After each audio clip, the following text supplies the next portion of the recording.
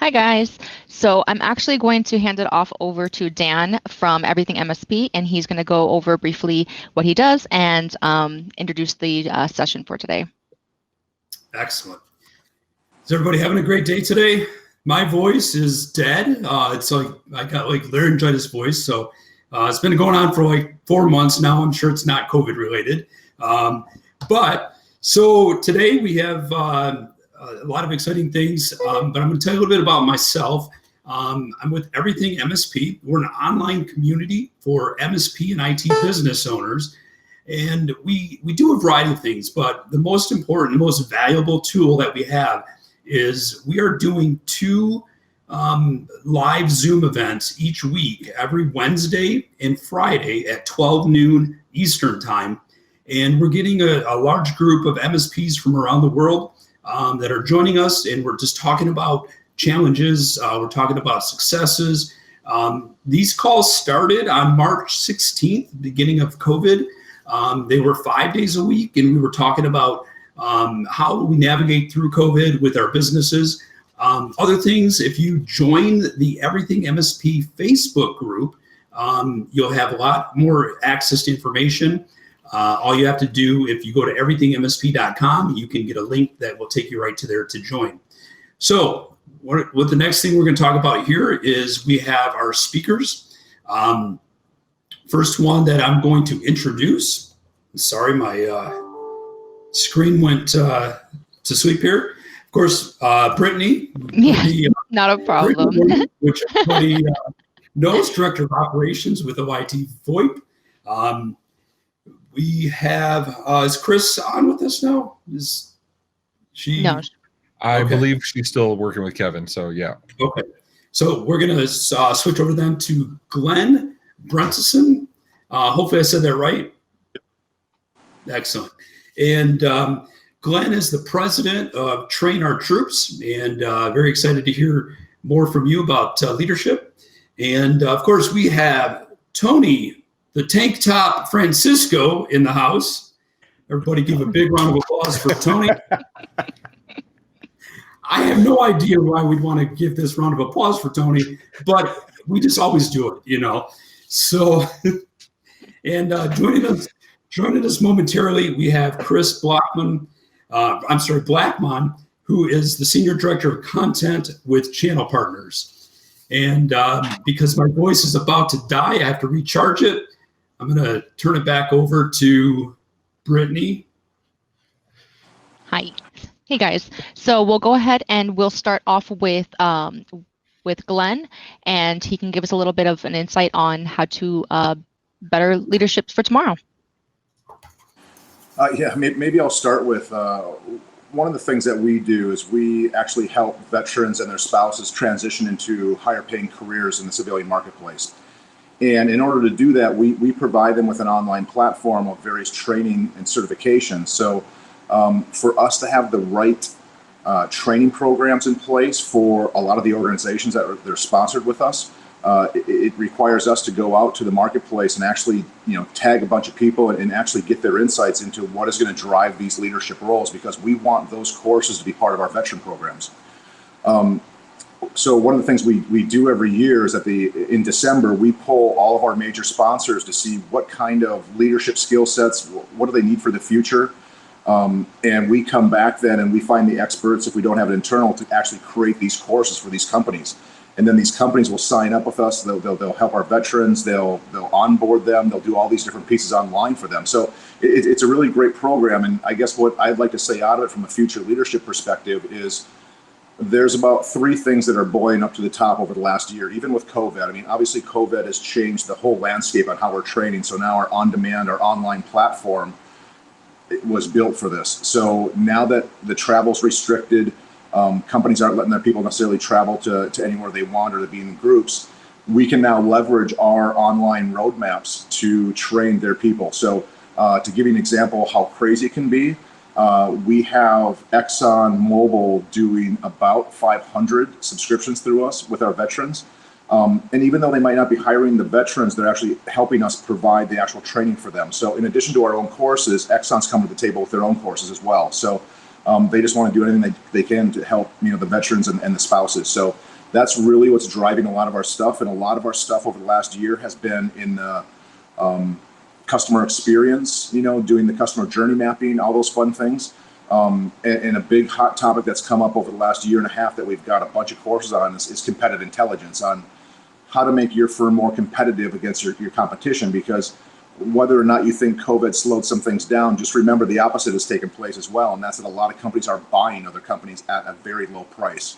So we're actually going after a lot of these companies and training them on these different things from a win-loss competitive intelligence perspective to give them that skill set that these companies just can't find internally. So those two things, and along with strategy, I would say customer experience, competitive intelligence, and strategy are the top 3 areas and categories that we are getting hit for the most. So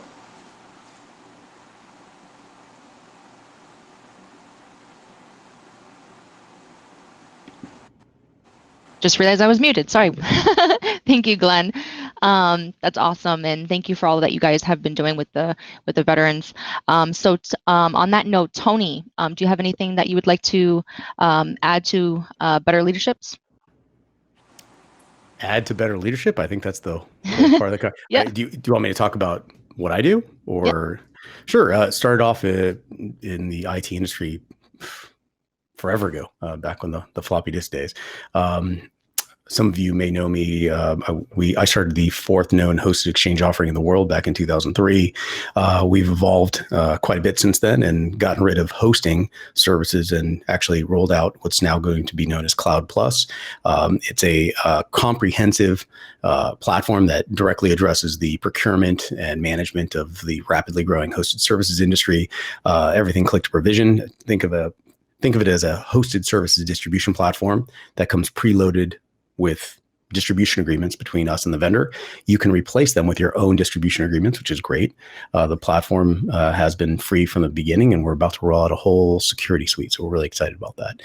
The MSP community has been my lifeblood since the beginning. There was no such thing as the MSP back in 2003 up until about 2005, 2006-ish maybe. And so I'm actively involved in this community, and Ray, Dan, these are core pillars in the industry, and I'm really privileged to be here. So I am thankful. Thank you, guys.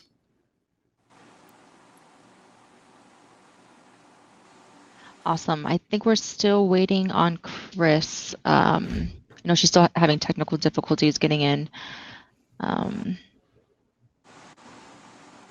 So do you mind if I ask a question, Brittany? Just since we're waiting on Chris and we want to give her due. Mm-hmm. I've noticed, and this is going to be open to everybody, I've noticed, in my own companies, and this is the 7th company I've owned, in my own companies, we like to build from within. We like to create that leadership from our existing staff. There's always people that have those innate leadership skills that they join a room and they are in charge of the room, without really effectively doing anything. They just are. And then there's some that you see it, but you have to kind of create that. I would like to hear from you guys, and we can start with Glenn. How do you address the latter? The former is easy, right? When they already have those skills, that's super easy to do. But when you see that leadership potential, but they don't exhibit it yet, they don't know how to use it, how do you pull that out of them? Yeah, it's a great question, Ray. A lot of things that we've done in the past is, when you look at the people that are the navigators and you're in companies and you can see them, just like you said, you'll go into a room and you'll see the person that has the right questions, the right follow-up. What we try to do from our side, from my limited side, is going through these various leadership courses that we have on how to be more assertive, how to make sure you're paying attention to the right bullet points and what you should be driving and personalizing it to make sure that it's your own. I think a lot of people are caught out there of just being another number in a company where their opinion is just their opinion. So we really try to get some of these classes where we're bringing these people out, because a lot of these people may not have, like you said, may not have these skill sets, but to draw them out as much as possible. An example, we have a client that has 90,000 worldwide employees, and they were trying to figure out how do we get all these people on the same page from a strategy perspective so that they can come to these strategy meetings, no matter where they're at, in whatever country, and be productive and drive change. And what we did, Ray, is we actually launched a subset of series. I think we had 11 strategy courses that we actually had all of their management and directors and VPs take and take the test to get out of it, so that when they went into these quarterly strategy sessions, that they all were on the same platform. So one of the things we did, knowing that there's going to be stragglers back there, is we actually had them all take the exact same courses, all 11, and then provide the strategy, the group strategy pieces. So I think it helped them a lot, you know, from a global perspective. And at least now everybody's somewhat on the same page, even though you're still going to have accelerators, you know, you're going to have the one or two in each group that are accelerators. So, and those people obviously get noticed right away, even more than they do, Ray. And obviously then from my standpoint as well, taking some of these people that have leadership skills in the military to leadership skills in the civilian market, those can be very different. So helping them bridge that gap between that, you know, that the military life and that civilian world is a big step for a lot of these people. Nice image, Dan. I like it. I think those are, what was that? Sorry. It like cut out at the last moment. I said that was a very nice photo you just put up. Oh, sorry. Yeah.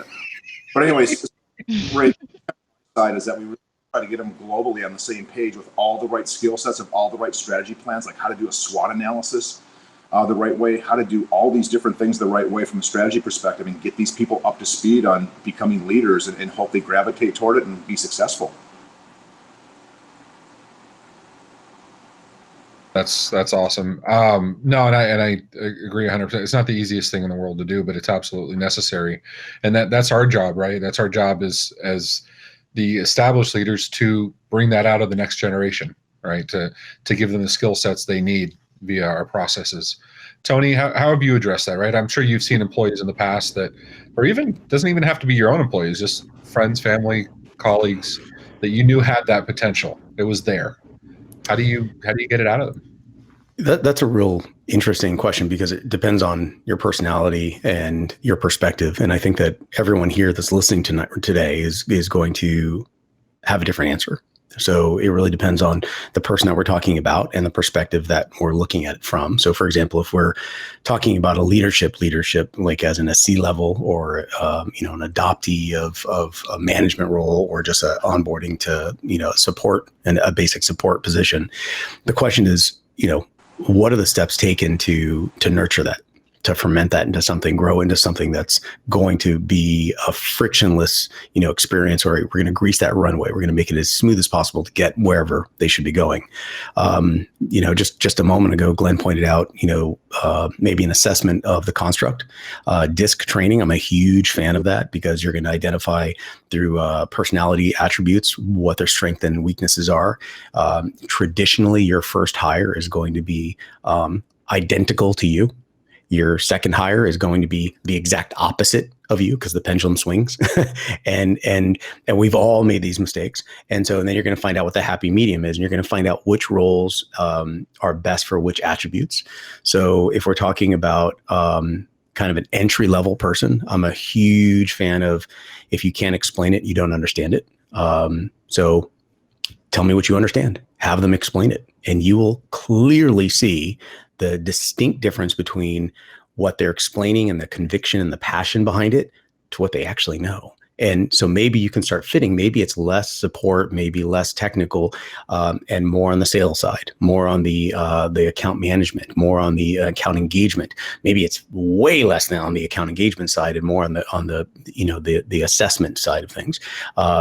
Somewhere in between there is going to be the leadership quality of being able to understand what their role is and how to maximize that and syndicate it with others. I agree. And it's funny, you mentioned a word you do. That's why I love talking to Tony. He will say something off the cuff that, like, these little nuggets, that it's a whole cavern of like conversation that's separate. And you gotta actively listen. If not, you miss them. They pass by. But you said something. You referred to it as fermenting, right? This is not something that happens overnight. You can't just say, hey, you're awesome, we can make you a leader, let's make this happen. Many times it's a struggle, right? They have these skills, or they have the ability, but they don't outwardly express them, or maybe they don't want to. That's not their comfort zone. They're comfortable doing what they're doing, and you're trying to make them into something more. Dan, have you ever had somebody like that, it's frustrating because they don't last? I mean, you got to do this for a long time. It's not an overnight thing. But have you ever had that employee that you saw, there's leadership here, I can build this, but you kind of had to drag it out of them? Do you have any tips for how you're able to accomplish that? Yeah, well, I mean, I want to answer Lisa's question is what's the number one thing you look for in a leader? And I would say that it's that, what I'll say, the we person. A true leader does not have to talk about the things they have done. When they talk about what they've done with their team, that is a true leader that is not focused on themselves and is just really working to tout their successes overall and their overall what they've accomplished. But as far as trying to pull those qualities out of a person, I'd say one of the biggest things is as we're working with our team members who we find that is a leader, is sitting down with them and helping them to understand what our overall goals and objectives are as a company. We should be doing that across the board with all of our team members, but the more you focus on that, that shows them, your interest and your your interest in making them a leader, to pull that out. If you don't have those conversations with them, it's just not going to happen. They're just going to think that, they're just a number on the team. Thank you, Dan. So Glenn, what qualities do you look for when identifying someone as a potential leader? I was just thinking what Dan and Tony and Ray were all saying, and I was just thinking back to I've had companies since I was 24 years old. I did 4 years at Ernst & Young, and I used to see a lot of people from a consulting perspective. And I was just thinking, if I could sum it up in one word, what am I looking for? What would a lot of the people be looking for? I think we can see it, whether it's a bar manager, whether it's one of the customers or the consulting types. I think it's passion. When I looked, just when Dan was speaking, I was thinking, God, if I could sum it up in one thing, I bet you it's got to be passion, because we all know that one person, whether, like I said, as a bar manager or a consultant that came in, you can tell for a minute when you say that person's not going to be in that role very long. You know that they're going to accelerate out of that thing, and you know exactly who they are. It's the same way that Ray thought of me when I walked into his office a few months ago, I'm sure. And Ray, you're supposed to laugh at that. Anyways, I am laughing. I'm muted, so anybody looking at me sees me cracking up. But yeah, I mean, I would say passion, because I think the people that have passion are willing to sacrifice some other things and take a risk in doing things, and doing things that they're not necessarily comfortable with. So yeah, I guess for me, Brittany, I'd say passion. I want to see that in somebody, and I think a lot of my customers want to see that person that can excel in all those different environments, and just tackle them. So. Absolutely. Definitely. I definitely agree with you. And how about you, Tony? As in regards to, have I seen someone with leadership attributes immediately? No, what do you look for in identifying a good person for leadership? What a broad question. I'd love to ask, the members of the audience, well, what do you look for? And I'm assuming the first reaction is going to be leadership for what? Leadership for, a developer is going to be wildly different than a leadership for, marketing, and wildly different than a leadership on the, operational side. Maybe you're looking for a C-level COO. If you're looking for somebody who is going to be the perfect fit to all of those things, then I immediately see that and I beat them into submission and make sure they can never come back because it's too much competition. And I'm just kidding.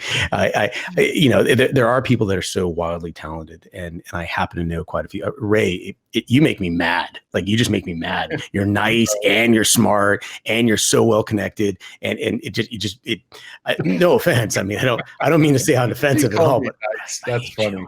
Yeah. But you're not supposed to be that charismatic and engaging and that smart and that initiated. You're just not. That's not supposed to be possible. So, do you find those people when they walk in for the first time? Absolutely not. If that's the case, I wouldn't know what to say, but it really depends on what you're looking for. And I don't mean to give you a non-answer, but it's analogous to what is the internet for? There's a lot of different things that could happen there. Yeah, it's a challenging thing, right? I'll be the first to admit, in the many companies I've owned and the number of employees I've managed. And it's funny because you mentioned that your first employee is you, the next employee is the opposite of you. Then you struggle to find that happy middle ground, that Goldilocks, right? And I have screwed up people with potential leadership because I handled it wrong. I've made monumental mistakes, and you live and you learn and you move on. But that's the truth. You learn from your mistakes, and it's not easy. And we get older, we get wiser. Where Lisa makes a joke about Chris has always been wiser. I'll give you that freebie, Lisa. But yeah, I'd love to see, like, anybody in the audience, the ones come up here. Sorry, Brittany, I know you were going to ask that, but just it's okay. It was for time. Brittany has a list of questions, so she's like, Ray, shut up so I can ask. But whatchamacallit, anybody in the audience that wants to come up and say how you guys have found in your own organizations or in your experiences. And I'm just going to go ahead and bring on Sean because I know he has something to say always. Always. There's no time where he doesn't, which is helpful. Ray, I was going to piggyback on what you just said about leadership and not taking advantage of them sometimes. I would say more often than not, I've been guilty of pushing somebody into a leadership position that had no right to be there, that I thought should be there, and I pushed them into it, and I don't think that went well, right? So I have the opposite issue here too, and that's pushing somebody that you think should be a leader and can hone those skills, but yet they don't, and they go in the leadership position. That's the last thing they want to do. So I've screwed that up, right? Brittany, is it okay if I use you as an example of that? Mm-hmm. Brittany came into the organization, as one role, and we moved to others, and she had certain skills that I said she will be an awesome leader. She has risen to the occasion of everything I've ever asked her to do. You know what I mean? But it is sheer effort. Is not she's comfortable with it. Is not effortless for her. It is sheer willpower in wanting to do things. And that was one of the things. I'll never describe Brittany as a mistake. She's not a mistake at all. I made the mistake of saying, I want her to do this because I saw something, and I realized it took some time to say, Brittany is better suited here. And that's how she landed in the role of director of operations. It was entirely 100% in her wheelhouse, and she's thrived there. But that's what I was referring to, right? It's like, it really depends on, and you nailed it when you said that you've made the mistakes. A leader understands that they've made the mistake, and they can, being accountable is so difficult. It's so difficult to say, I messed up, let me fix this. And having a team that understands that we all mess up and we're all here to help each other, that is the best part, because as a leader, you're understanding that slowly but surely you're evolving and you're helping everyone to evolve. And Brittany, he threw you in as a developer in first. I'm okay, but that's great that at some point he's like, I've made monumental mistakes. I've made really small mistakes. This one is probably going the wrong direction. But if you can find somebody that is malleable with you and you can work with yourself, that's how you succeed. If you're going to make the all net shot on the first one, I don't want to know you. You make me mad. Yeah. Right? It doesn't happen. Anybody that looks and says, okay, you have an awesome team. Like Kyle from Huntress is a good example of this. He has an amazing team. It's easy to look outside and say, okay, he has an awesome team. You forget him, like all of us, made the mistake of getting there, right? Like, you know what I mean? Like you and Kelly and Kyle, like you guys mesh. You mesh so well. And so but I'm sure you made the mistakes before that. You know what I mean? Well, it's harder with your wife, but I work with my wife. Trust me, I know. Sean, you're here. Yes. Also military background, so also unique perspectives besides the corporate background, of course. How do you identify leaders? Well, I base it off of how they show up to video conferences, like or when it comes to job interviews. If they come in appropriate attire, I immediately acknowledge they are a trendsetter and they're blazing trails everywhere, and they're obviously a leader. I'm simultaneously sweating right now and angry because you're plagiarizing with pride, and I think that's inappropriate. I should be wearing the tank top. I'm just saying, like, do you have that same tank top, Tony? I think I've seen you in that one. Why are people dropping off all of a sudden? Meanwhile, my Cash App is lighting up. What, guys? Thank you. So yes, how I identify leaders by how they present themselves, but in reality, never mind this part. How they carry themselves in conversation, how they're constant learners. Most leaders are constant learners. They're usually a learner long before they want to tell you about what to do.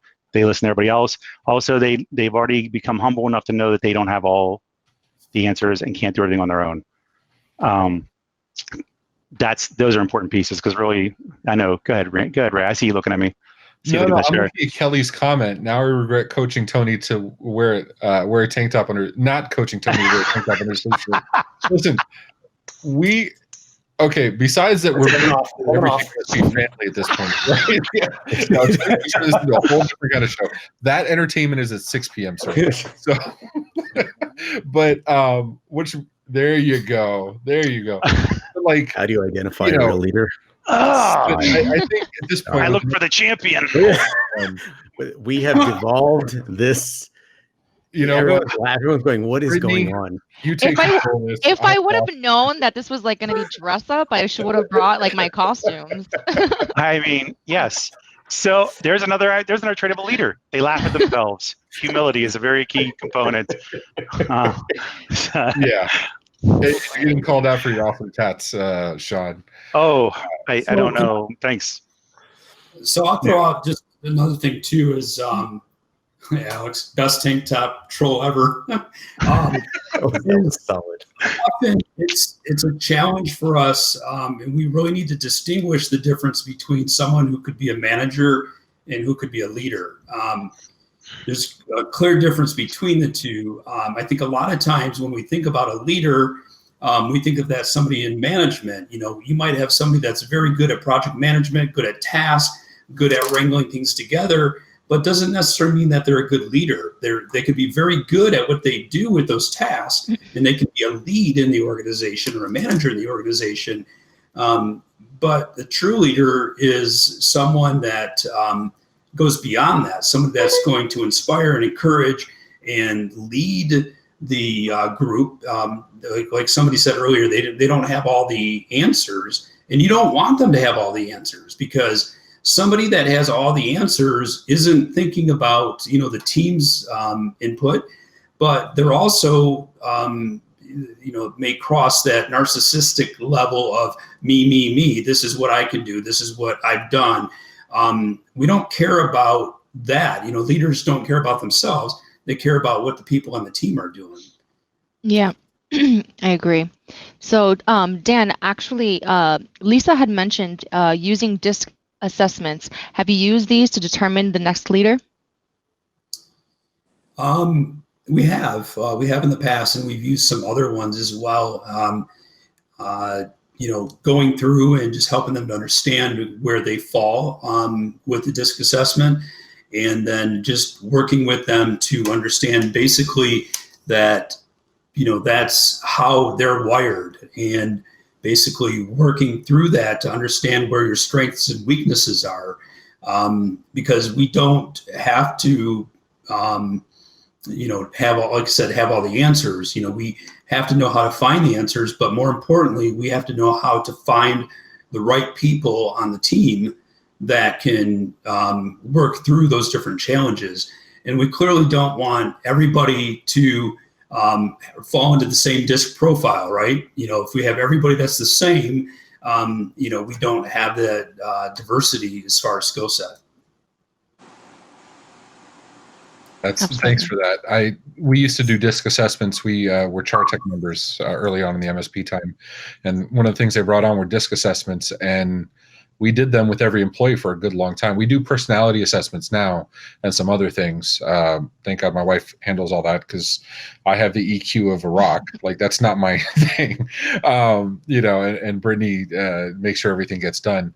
But those assessments have been eye-opening, right, Brittany? I mean, what's Absolutely. your opinion on those? Absolutely. It's a way for us to understand everybody's personalities. We've done personality assessments. We've done some to see your weaknesses and your strengths. And it's really an eye-opener to see, because not everybody sees how they are themselves. So when they get to take the test and come back, they're able to see exactly their results, and it's actually shocking sometimes. And sometimes it's not. Sometimes it's not always shocking. Sometimes people will actually see and be like, I knew that. I definitely knew that. So absolutely. Maybe we could, maybe you could put Sean's personality test up on the screen, and I don't think you want to see Sean's. just so we all can get a better understanding. That's more like that. That's actually assessment. That's actually the scavenger hunt. Okay. You can find all the places, Yeah. I'll give you a bone. He's not introverted at all. I'm shy. I'm just shy. Yeah. So Tony, have you done any of the assessments, or have any of your employees done any of the assessments? Oh, internally, no. I think, I've done enough hiring to where I understand here's a good fit for people. And I'm a firm believer that once you understand, core pillars in someone's construct, that you don't use them for what it is today. You already have in your mind what the next job is for them. And the objective is to just get there, is to move the company to where you have the resources to, frankly, give them a team and push them into that job. The reality is that every single one of the jobs that is taken by someone should be a little bit more than they feel comfortable with, just a little bit more. And we all grow into that. That's, necessity is the mother of invention. So you have to learn, and the people are there for a reason, probably because they have a work ethic, they have a drive, a level of intelligence. Maybe they understand your rhythm, the person with the vision, they understand the cadence and the rhythm to move everything forward. Hiring just a cog is not my thing, because then you get into management, KPI indicator, too much. I just figure out people that have certain skill sets, certain attributes, and okay, this is good for now. No offense, but I'm going to stick you here now, and you feel comfortable. Don't feel comfortable. The objective is to move you past that, which will be a little bit more than you feel comfortable with. And then you can exercise, really spread your wings into something and make something beautiful. So to answer your question, no, I did that back in the 90s, and I'm a firm believer in it. Yeah, but I've learned enough now to where I don't need that particular training, the DISC assessment, but I'm a huge fan of it. So if you said I had to use it, no problem. Okay. And Glenn, how do you get them past the discomfort? Past the what? The discomfort? Discomfort, yeah.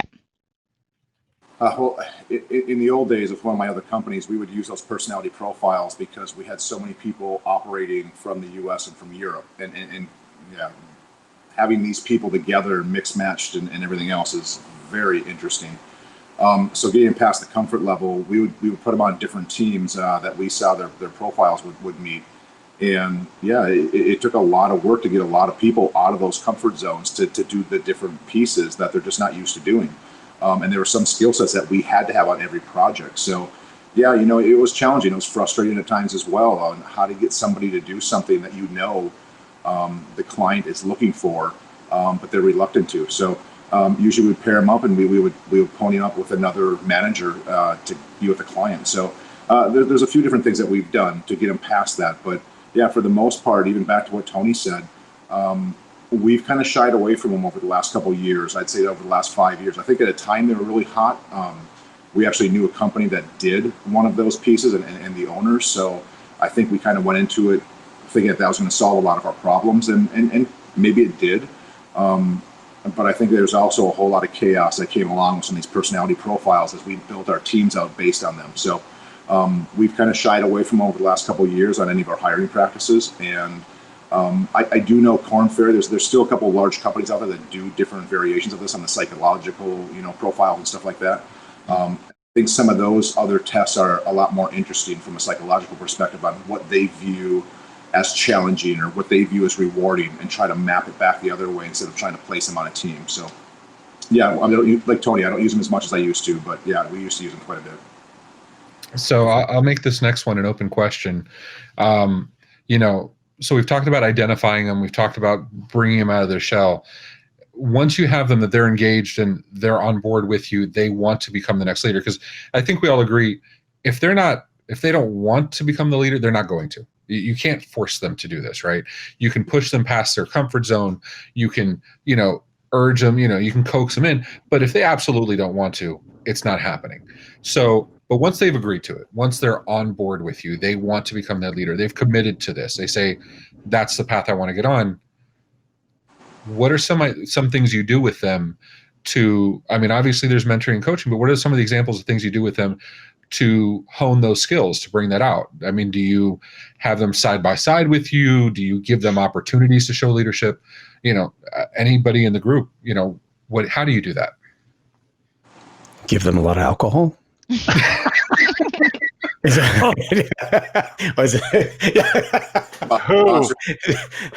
I'm just trying to break it up, people. It's getting really serious, really like cerebral, and how dare we talk about something somebody put a tank top on. Everyone's 2 shots away from actually going on the dance floor and dancing. Doesn't really matter how much you don't want to dance. 2 shots of tequila, you're out there dancing. Don't worry about it. Or you're laying down and done for the night. That's 3 or 4 shots. So, you don't want to overextend. I don't know. Well, that's a great question. If you find somebody that, as much as you really, really want that leader, sometimes they just don't want to do it. And morally, ethically, are you able to push them in that direction? That's a challenge that only you can answer. But the question is, from a strategic position, is that the right decision? And I don't think it is. Making someone putting them outside of their comfort zone, when understanding that your job, your sole job, and this is something that for all those who have kids, I've learned so much from my kids. I tell them every day, I have 2 jobs and only 2 jobs: to teach you and protect you. Those are my jobs. I really don't care if you like me, you don't like me. It doesn't matter. My jobs are to teach you and protect you. And with the employees, my sole job is to keep the company intact, so you have a payroll, and have enough vision to where I know the next step, 2 steps, 3 steps, where a direction that we want to go. And hopefully, as things move forward, the team, we have a trust, we understand the rhythm, and then move people. And there's going to be a point where people are just like, I don't want that C-level, CX, whatever it is. I don't know. Or you put them in that position like a director or a VP level, and we're grooming them for something and they just do not feel comfortable. So don't obligate yourself by throwing them in a title. Give yourself that margin of error to maybe they can back out, for lack of a better term. But forcing someone there is brutal. That brings up an excellent point. You and your damn nuggets, man. Yeah, meme sometimes. All right, it's a sombrero. It brings out magic powers. It does bring out magic, and Sean will kill me if I don't do magic. So magic is awesome, and there it is. And there it is. So no, but that brings out a good point. That goes back to the mistakes we make as business owners and as leaders. It's hard to identify. It's hard to empathize with someone outside of your point of view. To me, I want to be the guy that makes the most money, has the most successes, has the most wins, does everything I can to get to be the best in the room. That's my driver. And sometimes there's many people, most often people don't want to be that. They want to do well in their jobs. They want to have how they define success is different from how we define success. And I think that was one of my early failures. I didn't know how to get somebody else. I didn't know how to properly motivate them because it was outside of what motivated me. And it took years, decades to kind of get close to figuring out how to motivate others outside my core views. Glenn, I'd like to hear from you. How do you motivate others when it's not something that drives you, but you have to drive them, right? You have to motivate them. Yeah, I think I'm going to add a twist to that. And the twist is I did for many years, and probably 20 or 30 years, is I may not have to personally hang out with them and be friends with every one of the people or have them like the same things I like so that we can do things outside of work. I think I really struggled with that I didn't know how to interact with some of those people in those leadership roles if they didn't do the same things that I did. Whether having a conversation, all these things, when you start down here in Austin, Texas, everything down here is football. I'm a hockey guy, right? When you start talking to people down here in the business world, and even on the leadership side, that comes up as a casual conversation in every single thing you do. So it was hard for me for a long time to understand, because I didn't fit into the football world, and that's not what I was about. But it was about their conversations on every one of these pieces. So one of the things that we did, Ray, that I think worked the best is I would pair these people up with a mentor in the company to kind of that had similar likes, and they would gravitate to each other. And that really helped bring some of the people out of the shell, because whether we like to or not, if you don't share those personal relationships with your leaders, even outside or even in casual conversation with them at work, it just changes the dynamic. So we went ahead and we did a mentor system, and it worked phenomenally. They probably stayed longer. They got more motivated because they were now around like-minded people like themselves that shared some of the same things, and that was their conversation. It was interesting, Ray, that I could go into a meeting and I'm the CEO and seeing two of my mentors laughing as hard as they can. That wasn't going to be me with that person, because I couldn't mentor everybody. And I think when you start putting those like-minded people together and give them somebody else to bounce things off of and to feel like there's a friendship there, I think it drove a lot of things. Even though these people were on different projects in different parts of the nation, those two people were still together as this company. And I think it held a lot of the glue together with my firm. So yeah, I think the mentor piece, and I think aligning these people on the social side plays a big role in this as well, to keep them happy at the company. Yeah, that's and that brings a good point. You know, when you talk about mentorship, it took me a while to figure out I don't have to be the mentor. I need to find them a mentor. And that's sometimes even harder, right? Saying somebody, now it's this person has leadership abilities. I need to find somebody that's going to be the right piece for them to be able to motivate them. That's something that Brittany and my wife brought to the table. They had different perspectives than I did. So now when we have our staff, we have, no matter who comes on, we have somebody that gels. Like Sean and I mean, we butt heads all the time, but Sean and I gel very, very well. We have similar personalities, you know, whereas Matt's I don't butt more, heads. Matt is more akin to Brittany's style, right? So, and my wife has her own style. Michelle has her own style. So they can each be mentors in their own way, and we can find the right fit for each new employee that comes on. And I feel that's what's given us the ability to ramp up faster, right? Because now it's not, how do we do this? Now it's we have this whole arsenal of mentors. We brought on Kelvin. Kelvin is actually going to be speaking tomorrow and the next day, 2 different tech sessions. But you know, we joke because we say he is my twin MSP in the Netherlands, right? You know, every time we talk about business process, every time we talk about company culture and management, we're repeating the same things, right? But you know, I didn't bring you up to hear me talk. I brought you up to hear you talk. How do you establish leaders? You have a good sized staff. You just acquired another company, brought them in. Yeah. You brought them in the fold. You've had to identify new leaders, right? In that new absolutely. group you brought in. How do you do that without pissing off everybody else? Yeah, that's the trick. You can just say, hey, from now on you're leading, and then you'll have a lot of pissed off employees that'll just walk straight out the door. So we have this system in place where we try to we don't directly say, hey, we want everyone in a leadership position because they have the ability to lead, like you guys were talking about in the start. You need to put them slightly outside of their comfort zone, but the moment that you push them too much, they'll break and they just won't feel comfortable anymore. And what we try to do is, in their current position, we try to push them a little bit more towards a leadership style. Like, we're seeing them, we have one guy that's a project manager, and he's an extremely good coach.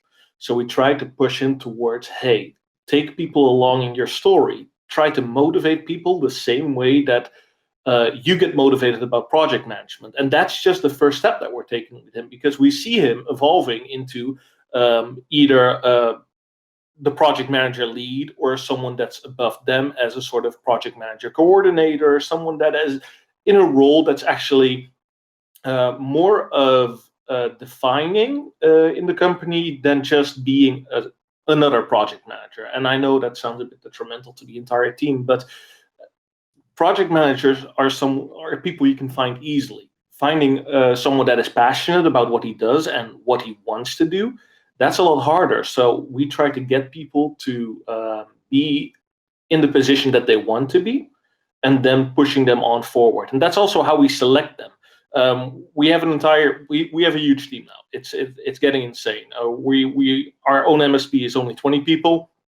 We are in the middle of a takeover of another MSP that is 25 employees, and trying to mix and match that, it's nearly impossible.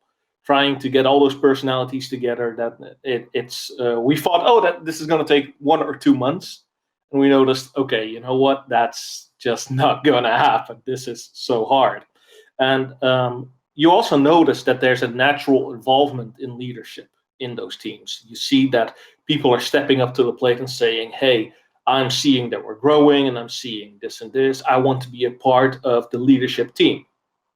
So it's the combination of that personal touch, so someone that wants to be a leader, plus people that are able to step outside of their comfort zone without breaking too much. That makes a lot of sense, and I appreciate that, and also I appreciate it's midnight over there, and yeah, exactly. You're not only watching the chat and listening to talk, you're joining in. Thank you very much, brother. I appreciate it. Knowing that it's 5:53, we have our entertainment's at 6:30, Brittany, something like that. Yes. Yes. So we want to respect everybody's time. I'm very excited for the magic. I want to be respectful of everybody's times. We'll go quickly through the group to get any 20-second last comments. Dan, talk to me. Anything you want to add before we close off? Yeah, I think one important thing is that we need to realize that leaders need to be led as well. So that's one critical area, and the leaders, I guess the culture has a huge impact on what those leaders, how they'll perform overall. I go back to the 90s when I was working for a company, Kinko's. Everybody's probably heard of Kinko's Copy Center. It was made up of about 114 business partners that made up the entire organization. The goal was to build an incredible company. However, in 1997, the company was bought by an investment company. All those leaders, those 114 partners in the company left, and all that entrepreneurial spirit, all that excitement and drive that was built, and we were led by, was gone. It comes down to that culture and what's being driven down from the top, and making sure everybody's on the same page. I appreciate that. Tony, my my man of many nuggets. Any closing comments, my friend? This has been a great discussion. I think, the walkaway, the takeaway here is that, leaders are not defined by good times. They are defined by the hard times and the decisions made during those times. So, finding other leaders to assist you and syndicate your vision, your execution, whatever it is very difficult. And don't wrap yourself around the axle trying to accommodate convenience. Maybe you have to look a little bit harder. Maybe the one person that you started off with at the very beginning, and you still think of this person as an entry-level person, has evolved to handle things for so long, so consistently, that maybe there is a leader in there. And cultivating that, exploring a little bit further may be in your best interest, as opposed to looking outside, because that's what you were always doing from the beginning. You literally skipped right over the talent in-house. So I think, like I said before, the takeaway is, what happens during times that you're struggling, that's what's going to define a leader. So look back at your team and figure out, when struggles occurred and how things were handled. And you would be amazed at the talent that's right there, right in front of you. It's funny how that happens. We had, we brought the people back into the office, and I'll make this quick. We brought our staff back into the office after being gone for what, Brittany, 2.5, 3 months. And we brought them in for 2 weeks, and thank God none of our staff were infected, but a family member of friend of one of our staffs were infected, and they had seen each other that weekend. So out of an abundance of caution, we sent everybody home. And that moment, which is immediate, everybody get the hell out. We're going to schedule testing. We're going to, start working from home again. We're going to, coordinate killer on-sites that we had scheduled. People rose, like they stood up to that occasion and they just absolutely took ownership. It was a moment of beauty. It could have been absolute chaos. It could have destroyed our service levels that we're so proud of. And they just rose to the occasion and they owned it and they handled it. And it really gives you an insight into who those people are, those leaders are, which is awesome. Glenn, what are your thoughts, buddy? I know we're going to hear from you tomorrow as well with Train Our Troops, which is something that, my heart right here, but give us your closing thoughts before we let everybody go. Sorry, I'm losing my voice too. One of the things I was thinking about as Tony was speaking and the gentleman before from Holland, I started my first company in Rotterdam and I was there for 4 years, a long time ago. And we decided to purchase a UK company thinking that we could acquire the leadership. It was a lot bigger than 25 people, so I apologize. This might not be the same. I've never gone through more challenges in my entire lifetime than trying to deal with a UK company with the culture of a US based company and having sprinklings of Holland and Dutch people in there. It was, you'd have thought that would have been the easiest thing in the world to cure out these leadership roles and these managers.